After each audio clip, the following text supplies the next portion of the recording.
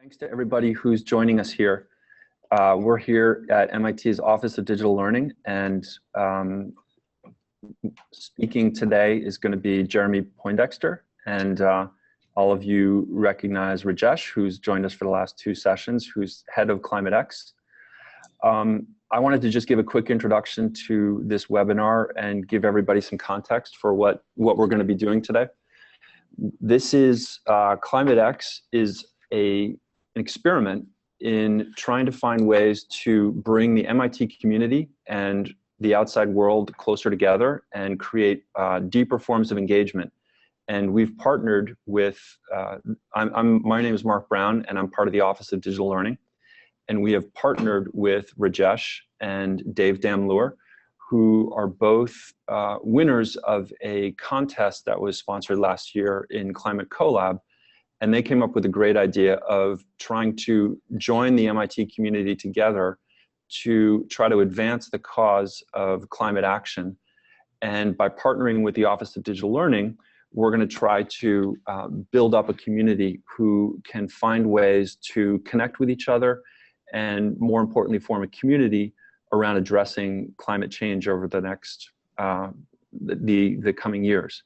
So that's why we're doing this. And as many of you know, this is kind of an experiment, and we're really trying out lots of different things. So this is part of that experiment. And what we are hoping for today's session is that this is not a one-way lecture.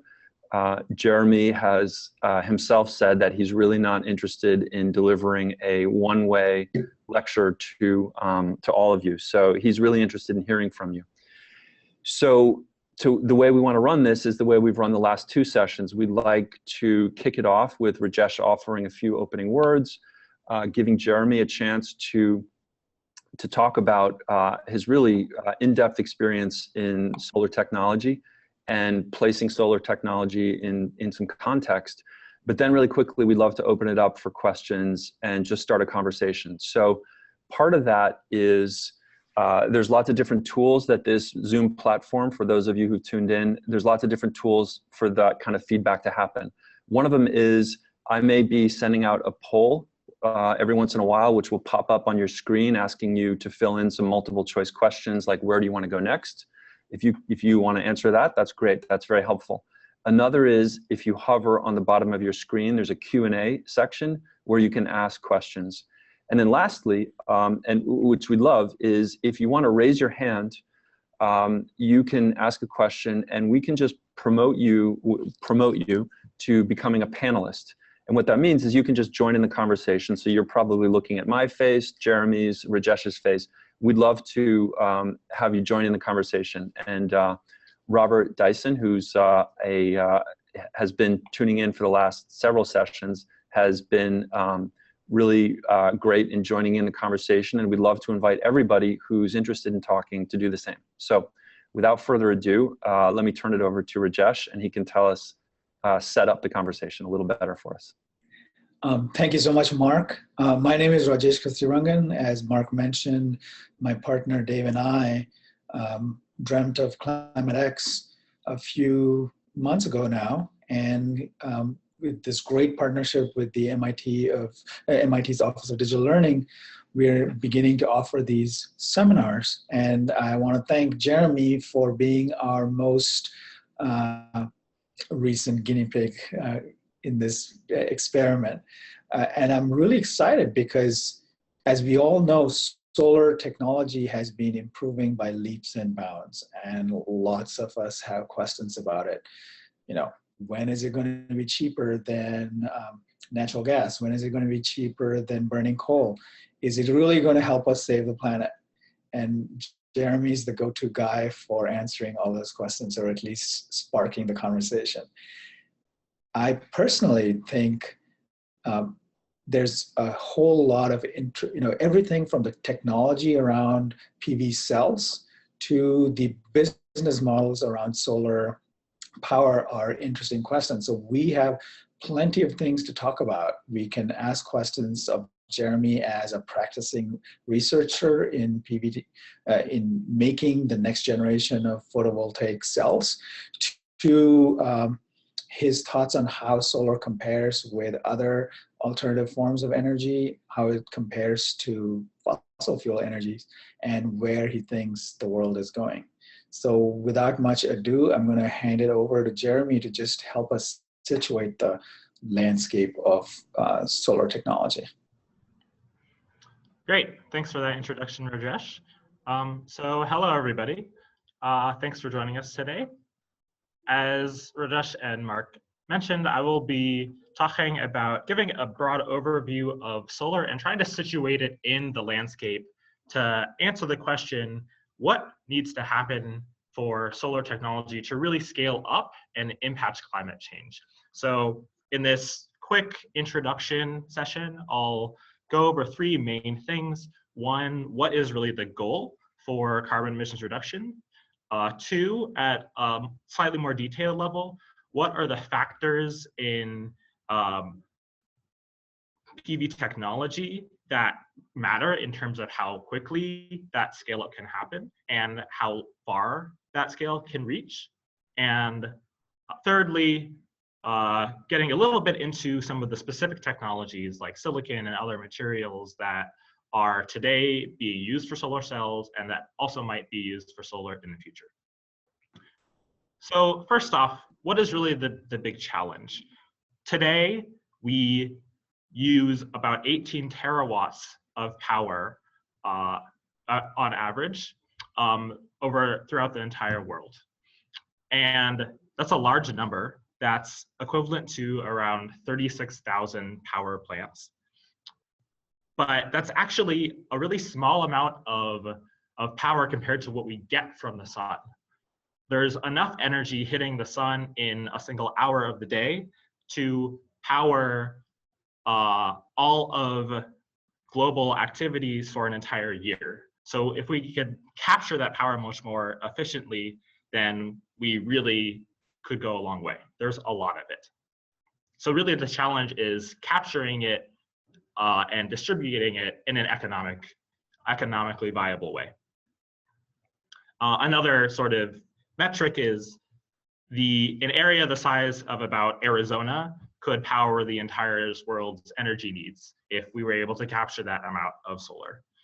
So that's sort of the order of magnitude of the actual area that you might need. If all of you wouldn't mind going to that first link, if it's easily accessible, that I posted on the website, which is this flowchart of energy. I'll also share it on the screen here if that works. What that shows is that basically should give you an idea of how easy or what the proportion of different technologies are in terms of their energy use. And this is just for the United States. But you can see that there is a pretty high proportion of fossil fuel usage in comparison to solar. There's about less than 1% of our energy use comes from solar. And so that's really not a lot.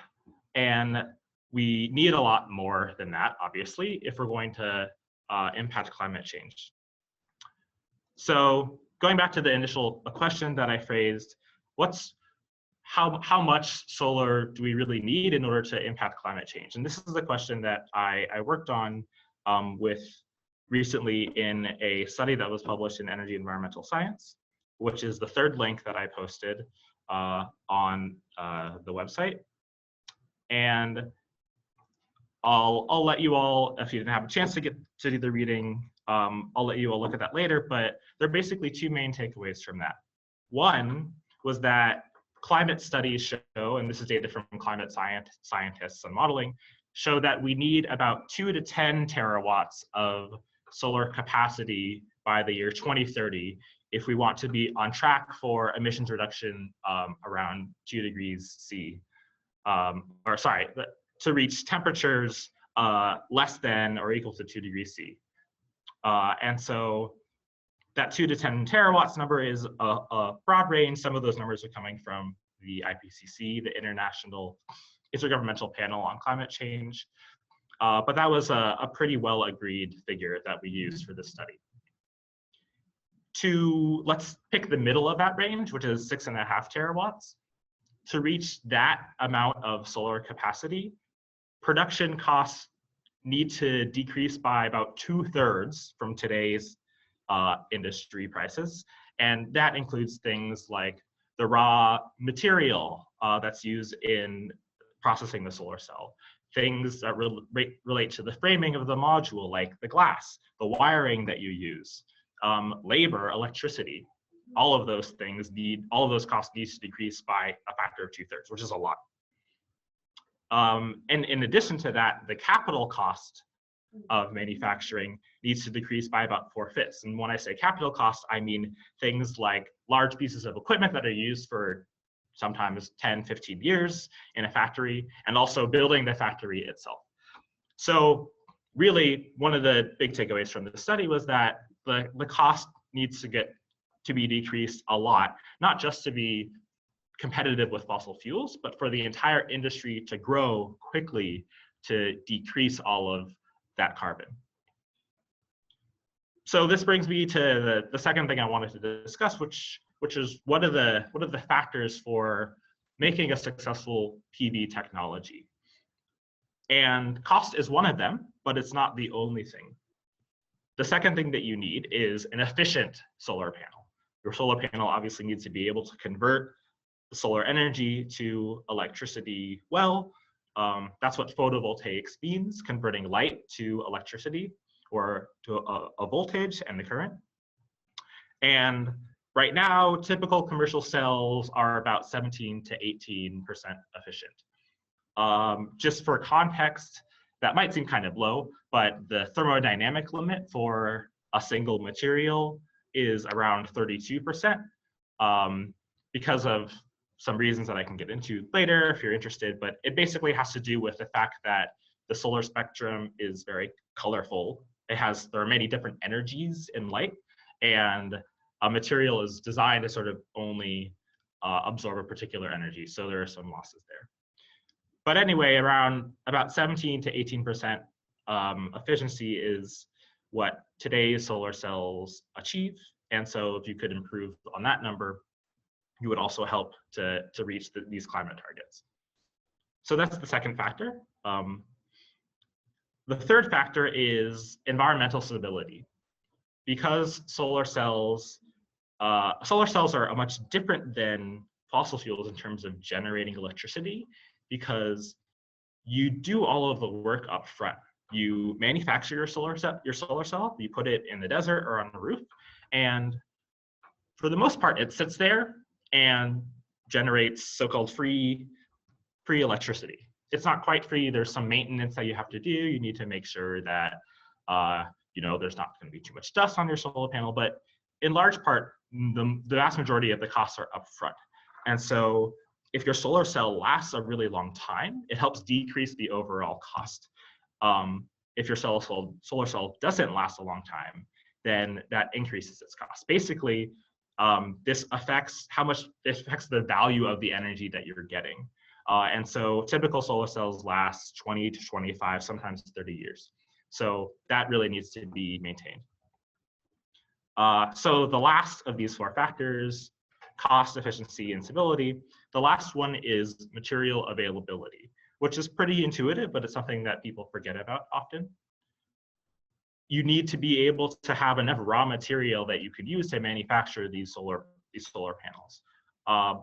And there are particular materials that are more or less abundant in the Earth's crust. Right now, we use silicon for most of our solar panels, and silicon is very, very abundant. It is the second most abundant element in the Earth's crust. So that is an advantage, and we'll talk about that in a couple of minutes. There are some other materials that are used for solar cells that aren't so abundant. For example, silver is used as a metal contact to extract the energy, to extract current from solar cells. And silver is much, much less abundant than silicon. And so there's sort of a threshold, which is 35 kilotons per year. So that's 350,000 kilograms. The units are confusing a little bit, but 35 kilotons per year is sort of a threshold. Silver is produced at about 25 kilotons per year. something like lead is produced at 4,000 kilotons per year, and something like iron is produced at 2.5 million kilotons per year. So obviously, if we can make solar cells with materials that are much more abundant, then we'll have enough of them to really scale up. And that has benefits in terms of cost as well. So cost, efficiency, environmental stability, and materials availability are really the four important factors for solar cells to scale up. And so in this third final segment of my intro spiel, I'll start to get into some specific technologies to give you an idea of what the market today looks like. I won't go into too much detail, but we can follow up with questions if people have them. First, it's helpful to give a little bit of Solar Cells 101. What does a solar cell actually need to do? It's pretty simple, but it has implications on some of these technologies, which is why I want to go over it. So solar cells, or in particular, converting light to electricity, which is photovoltaics, as I mentioned earlier, means that a solar cell needs to do two things. One, it needs to absorb the light well, hopefully with not very much actual physical material. And when light is absorbed in the material, an electron will get excited to a higher energy state. And it is that energy that is then extracted as current and as voltage that powers a light bulb or something else. And so that's the second thing that a solar cell needs to do. It needs to actually physically extract those electrons to form an electrical current. And so, as I mentioned before, the most common material today dominating the market is silicon. And silicon is very useful because, as I mentioned, it is extremely abundant in the Earth's crust. But additionally, it has reached very high efficiencies relative to other emerging technologies. And so if you look at the second link from the National Renewable Energy Lab, it's this efficiency chart, which if Mark, you wouldn't mind pasting that in the chat window as well. Sure. There's a rich history of efficiency improvements for a number of different technologies. And this is a very busy chart. It goes back to 1975. And this is tracking solar cell efficiencies at the National Renewable Energy Lab, which is a national lab in Golden, Colorado, which does a lot of work with solar and also other renewable energies. So this chart is busy, but if you ignore all the colors except for the blue is crystalline silicon. And these are the most common solar cells on the market today. 90% of solar cells are made from crystalline silicon. And if you look at the right-hand side of this chart, you can see that efficiencies are around 21 to 28%. Now, this is solar cell efficiency, and you actually need many different cells put next to each other to make a module. And there are some losses when you go from a cell to a module, which is why I said that typical module efficiency is around 17 to 18%. But that's the order of magnitude. The main problem with silicon is, as I mentioned earlier, the cost really needs to go down a lot in order to reach these climate targets. And so in the research, a lot of people are researching and trying to commercialize, which gets closer to my own work, alternative technologies that have lower manufacturing costs. And so if you look at the green lines on this chart, these are so-called thin film technologies. One of them, which is the green circles that are filled in with yellow, this is a material called cadmium telluride. Cadmium and tellurium are two semiconductor elements, and they form this pair that is very good at absorbing light. And efficiencies aren't quite as high as silicon, but they're still in the 22 to 23% range. And a company called First Solar has been particularly successful at commercializing this material. And so they have about, I believe, 5% market share in the worldwide market. Now, the problem with cadmium telluride and why it alone won't help us reach these climate targets is that their materials availability is very, very low. Tellurium is extremely rare. It is less abundant than gold in the Earth's crust. And so that provides that introduces a lot of challenges in just getting enough material. Right now, there aren't any tellurium mines, for example. Tellurium production is tied to copper. And so if we really want this material to provide a significant portion of our energy in the future, then we need to either find new sources of the material or become much more efficient at extracting it. So that's kind of a fundamental limitation for this particular technology. So I think I'll stop there and go on to discussion, but I hope that gives an overview of the kinds of things that are important to think about in how different technologies can scale up to impact climate change, and some of the pros and cons, and sort of the interplay of cost, efficiency, environmental stability, and availability. Thank you, Jeremy. Great introduction. And this is the time for the audience to jump in. So I'm going to pretend as if I'm a member of the audience, and I'm going to ask you the first question. Sure. Right. Which is that the most common solar cells on this planet are actually on plants, right? Because they are photosynthesis themselves. So how efficient are they? And how do human-created solar cells compare to them? Yeah, that's a really good question. So solar cells in some way are inspired by plants, and they're a little bit different in that plants convert light to fuels, to chemical energy, like sugars. But certainly that's still an energy conversion process that could be useful. Unfortunately, plants are only about 1 to 2% efficient. And so they're not great at producing energy. They've actually adapted to this fact that there's such an abundant source of solar energy that they can actually get by with not really having to be that efficient. A plant also stays in one place. It doesn't move around. It doesn't actually use that much energy. And, uses its excess energy to grow and produce fruits and things like this. So that's about that's the comparison. Ideally, we'd like to be able to engineer ourselves to be better than nature, which is a bit of an ambitious thing, but that's something that humans have done for a long time. So this is no different. Great. Tell us a little bit about the business landscape of solar cells, right? Because it's not just you're improving the efficiency of solars. You mentioned a company that's created some good business models. What kind of business models are there, and how do you compete against, not just against fossil fuels, but also alternative energy methods like wind? I mean, what exactly is the business landscape looking like right now? Yeah, good question.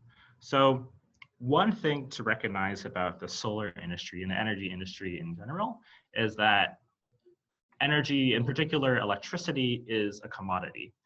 People don't really care where their electricity comes from. People don't tend to distinguish between a coal electron or a natural gas electron or a solar or a wind electron. And that makes the industry very competitive. And that's one reason why it is hard to grow an industry, because profit margins are so low. You don't have that much extra money to build a new factory, for example. So that's one thing. I think solar energy in particular has some advantages and disadvantages compared to other energy sources. So solar, for example, is very distributed. And that can be great in places like India or sub-Saharan Africa, for example, that don't have very well-developed electrical grid infrastructure like we do in the United States. And so in those places, solar might actually be much more of a viable option than something like burning fossil fuels. Solar has the advantage of being deployable, and that means that you can install it on houses. You don't necessarily have to have these centralized solar power plants, although some of those do exist. It's harder to have, a natural gas or coal turbine in your backyard and generate your own electricity that way. When it comes, I think solar, the main problems with solar as an energy source are that solar cells generate electricity from light, and that electricity has to go somewhere. And if it's not going to be immediately used, then it needs to be stored. And fossil fuels are actually a really great way to store energy. All you have to do is, burn it, and then you get that energy on demand. The sun is sometimes shining, it's sometimes not shining, sometimes it's nighttime, sometimes it's cloudy or rainy. And if you are not immediately using that energy, it needs to be stored somewhere, like in a battery. Batteries, it turns out, are still currently too expensive to really be used at a wide scale. This is another very active area of research. But so that problem needs to be dealt with if solar really is going to be scaled up to the point where we totally replace fossil fuels. I think this is a similar, wind energy has a similar problem. The wind's not always so constant, and that wind energy needs to go somewhere into storage if it's not being used immediately. So a great couple of follow-up questions. A direct one is, yes, since we don't care about where our electrons come from, in fact, you just want to turn on the switch and the lights and the fans and the refrigerators to work. Especially if solar, one of the good things about solar is that it can be distributed, doesn't have to be centralized.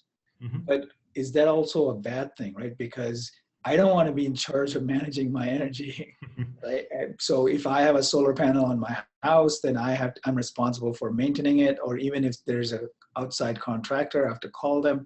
So there's an overload of adding this additional thing that I have to keep track of. So how does the solar industry deal with that? Yeah, so there are a couple of different business models that people are playing around with. Some companies say, one option is, which is cheapest in the long run, is having customers buy their own solar panels to put on their roofs. But obviously that has a high upfront cost. Although once you pay the upfront cost, then the cost over time can be much less. But not everybody has, tens of thousands of dollars to buy an appropriately sized solar panel. So some companies are letting customers lease solar panels, or other companies are not charging for the solar panels themselves at all, and will just install them on houses. And the customers pay for the electricity, and they charge a small premium on that electricity compared to what the generation rate is. But that allows the company to make some profit, but also the customer not to have to deal with owning any of the solar panels at all.